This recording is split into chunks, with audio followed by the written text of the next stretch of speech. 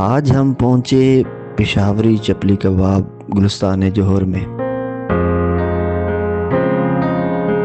और हमने ऑर्डर किया चपली कबाब और एक कढ़ाई जो कि बड़ा ज़बरदस्त टेस्ट था, ज़बरदस्त मज़े की थी। हमने खूब एंजॉय किया, खाया मज़े से।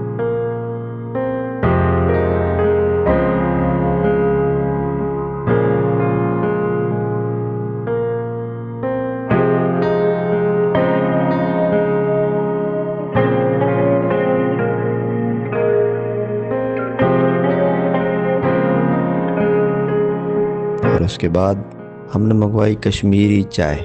क्या कमाल की चाय थी।